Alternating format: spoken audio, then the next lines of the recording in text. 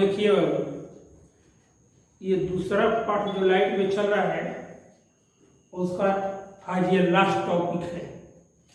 उसमें हम पढ़ाएं इसके पहले वाला में दो लेंसों के समतुल्य फोकस दूरी का व्यंजक ज्ञात करें जब दोनों लेंस एक दूसरे से सटे हुए हैं।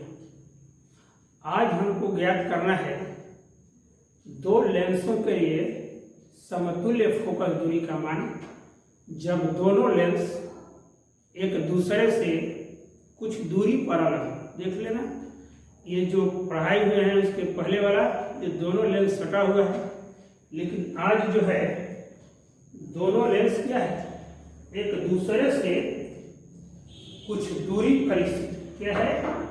एक दूसरे से कुछ दूरी पर स्थित है। तो इस स्थिति में हमको क्या करना है,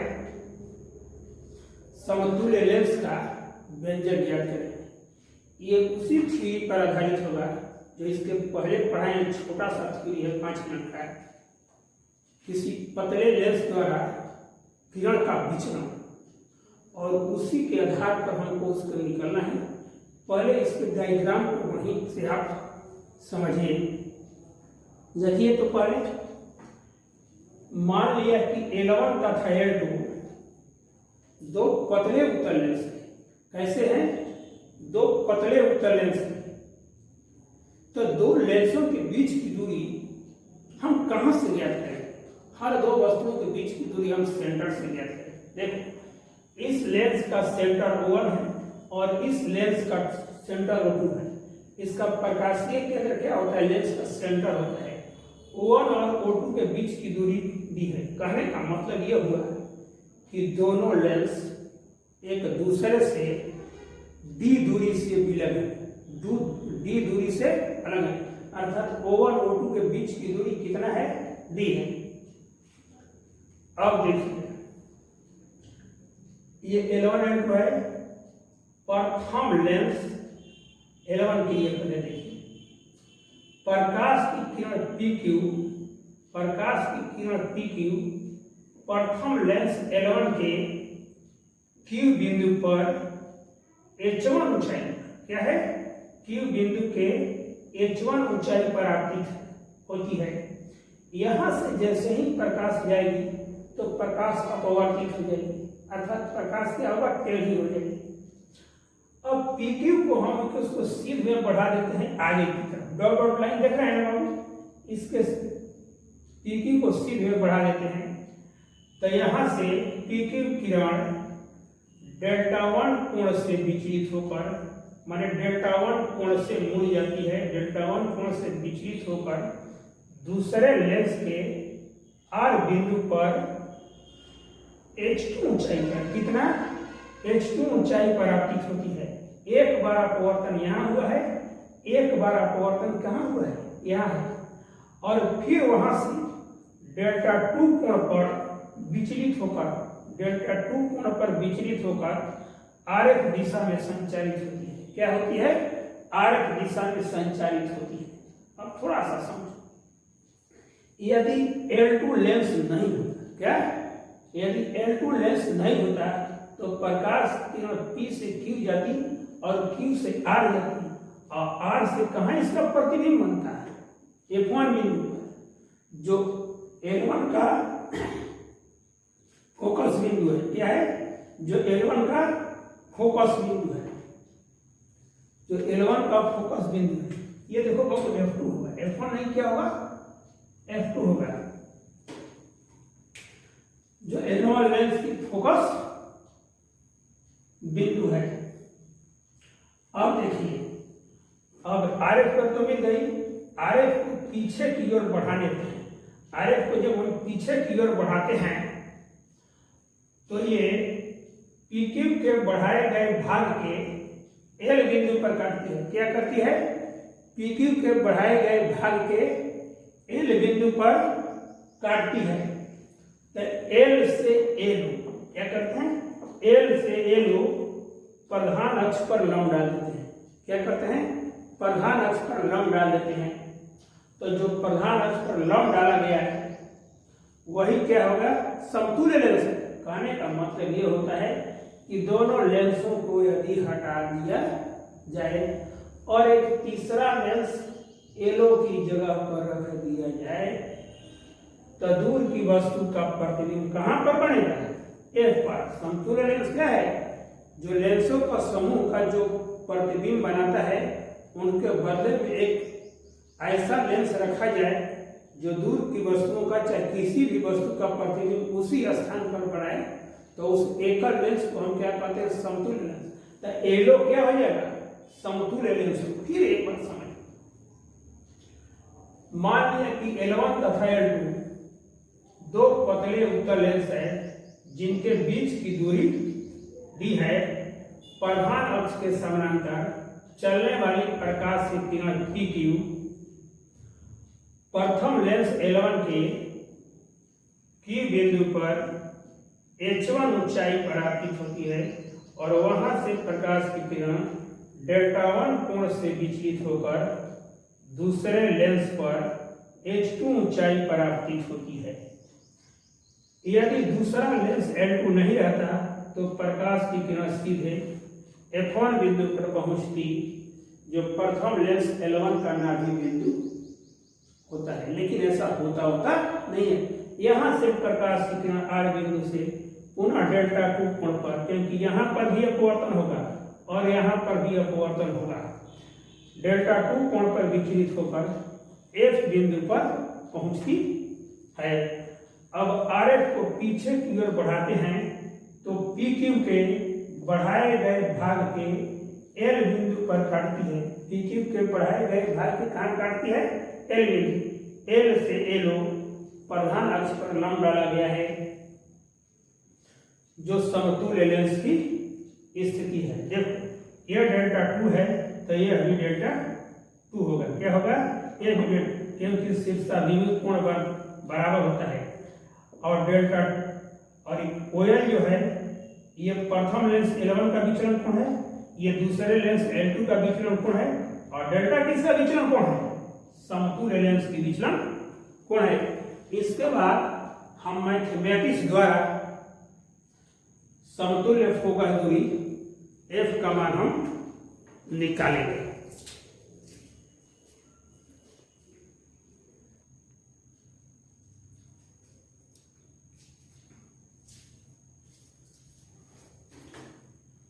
अब इस पर थोड़ा सा मैथमेटिक्स देखिए।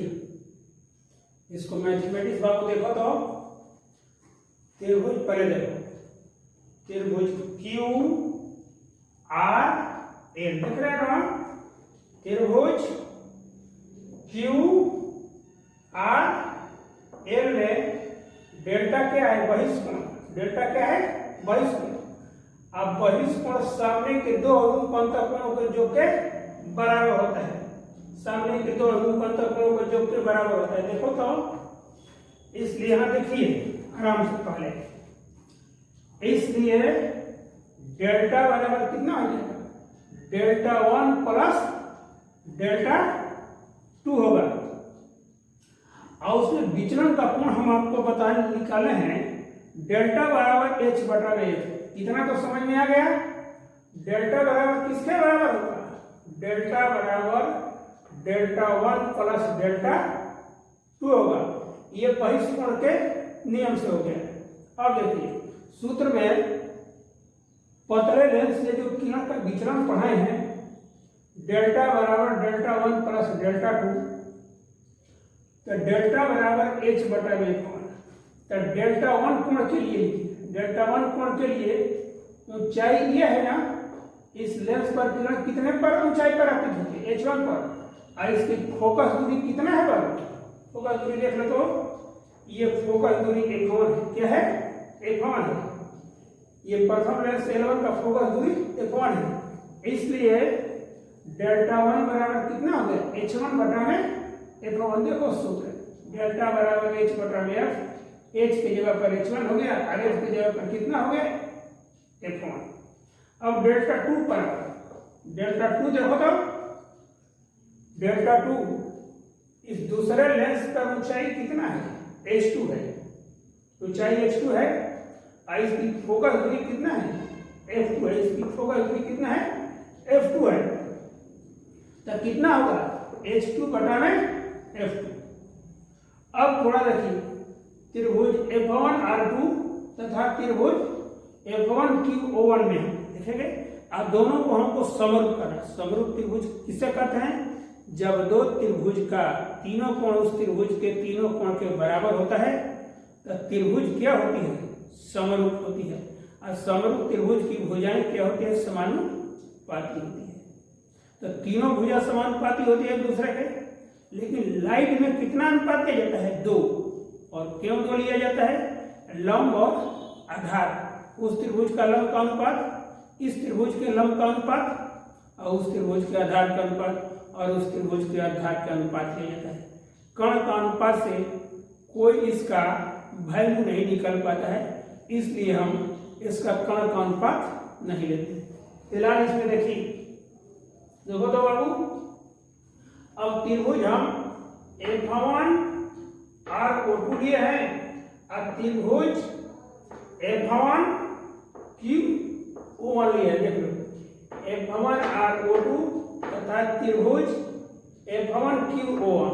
देखो ये जो F कोण है ना, दोनों त्रिभुज में शामिल है। क्या है? दोनों त्रिभुज। तो F1 कोण क्या हो जाएगा? उभयनिष्ठ हो जाएगा।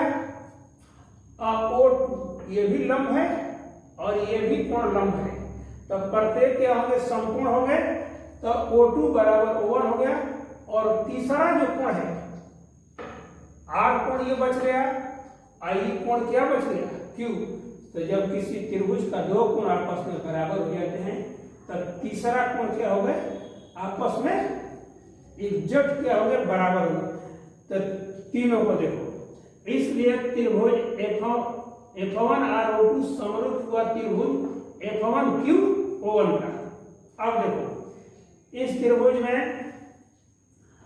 तुम इसको लो, यहां से लीजिए, तो यहां पर इस त्रिभुज का ये कोण उस त्रिभुज के इस कोण के बराबर है ना, तो छोटा त्रिभुज में इस कोण के सामने के भुजा कितना हो गया? R02। R02 का मान कितना हो गया? H2। तो कितना हो गया? ये H2 हो गया, और इसी के सामने का भुजा इसमें क्या है? QO1 है, तो H1। तो H2 बटा में कितना हो गया? H1 हो गया। अब देखो इसका लंब का अनुपात हो गया। क्या हो गया? लंब का अनुपात। अब इसका क्या करना? आधार का अनुपात लेना है। अब देखो ये कोण जो देगा आधार का अनुपात देगा, क्योंकि इस R के सामने का आधार कितना है? ये आधार इसका है, तो FO2 हो जाएगा। आइए कितना हो जाएगा? ये हो जाएगा F1O2 हो जाएगा, और इसका कितना होगा? F1O1 हो जाएगा, और चाहे O1 F1 हो जाएगा। तो इसमें देखो F1O2 और इसका कितना हो गया? O1 F1। ये देखो O1 F1। तो अब देखो जब हम वैल्यू बैठाते हैं तो इसी वैल्यू से क्या आना चाहिए? D का, F का, F2 का, F1 का, ये सारा वैल्यू एग्जैक्ट होना चाहिए, तब जाकर निकाल पाते हैं। देखो सबका वैल्यू है, लेकिन इसका वैल्यू डायरेक्ट रूप में नहीं हो। तो F1O2 बराबर O1 F1। देखो तो F1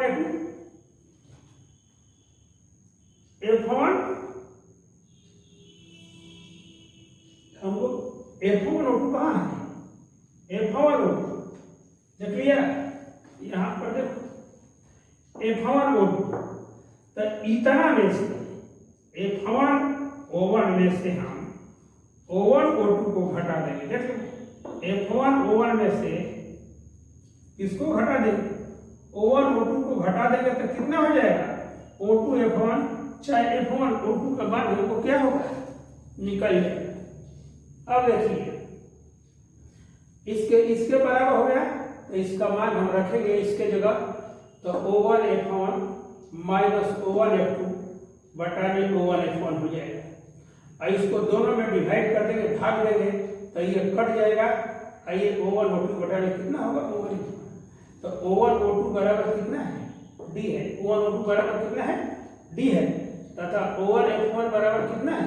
F1 है, कितना है ये O1 F1 बराबर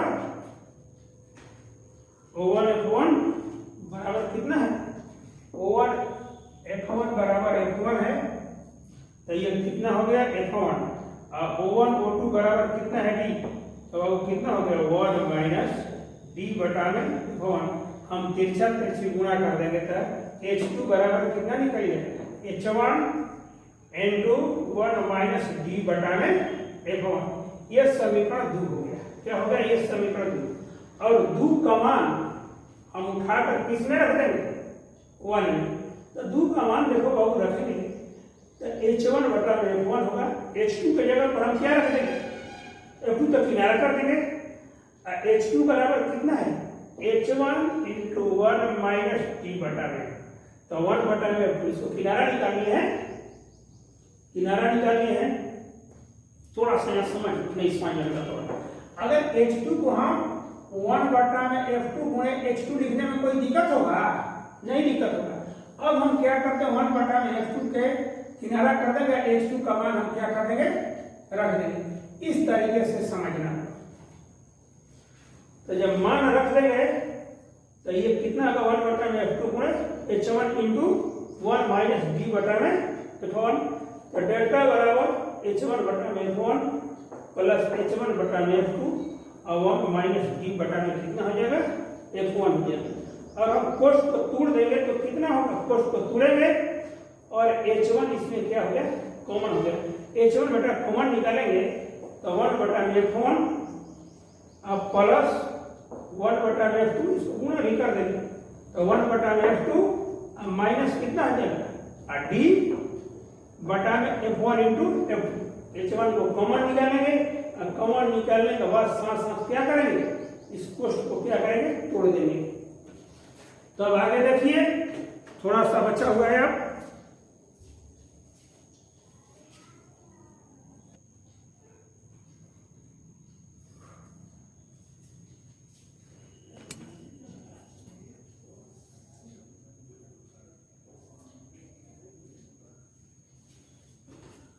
देखो बाबू समीकरण 3 यही है जहां तक हम पढ़े थे, डेल्टा बराबर H1 इंटू 1 बटा में F1 प्लस 1 बटा में F2 माइनस D बटा में F1 इंटू F, यहाँ तक पढ़ाए हैं हम। अब तब अब देखो पहले देखिए तो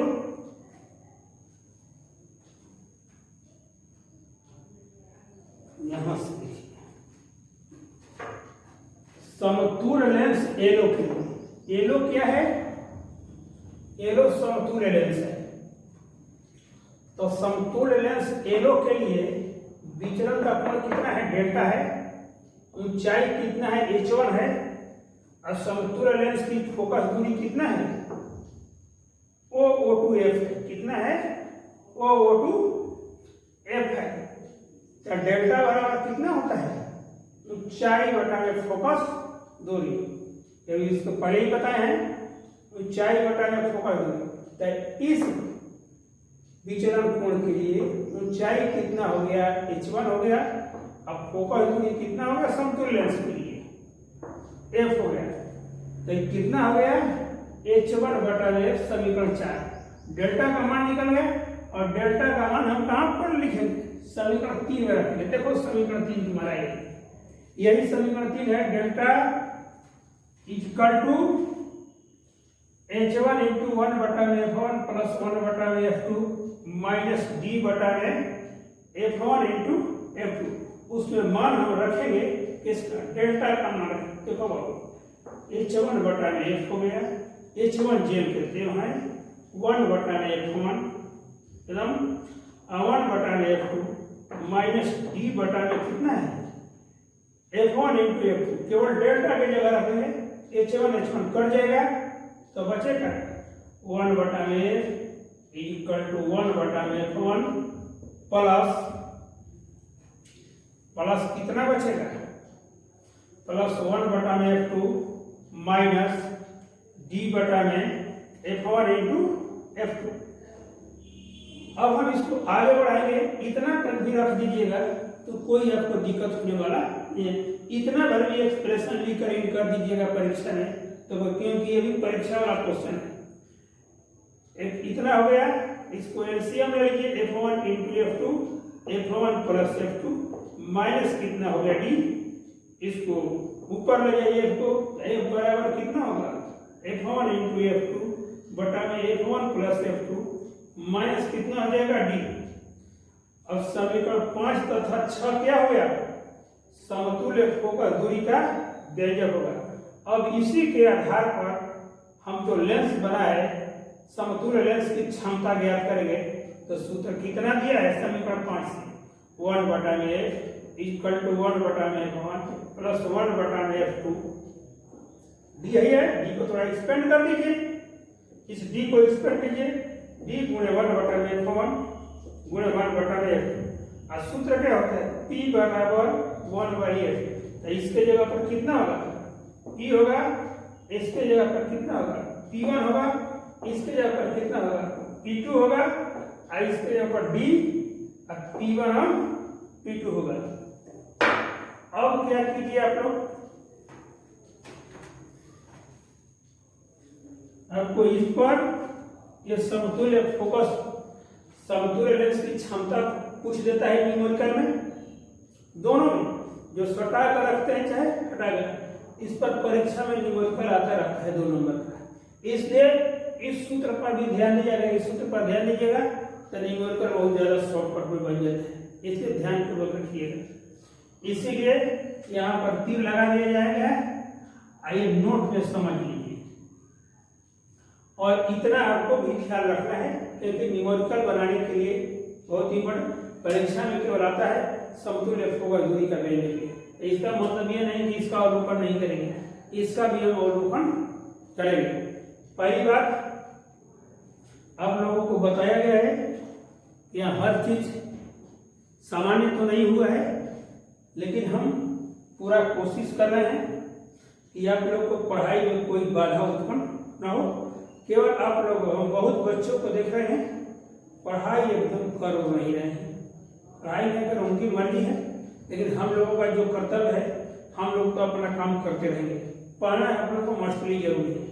हमने कल भी अपने अभी में कहा है कि ये लंबा समय लेगा, और लंबे समय के लिए घर पर आ जाइएगा, तो आप लोगों को क्या करना है, इंतजार करना है। इसलिए पढ़ाई पर बहुत ध्यान दीजिए, पढ़ाई को पढ़ते रहिए, और जब पर भी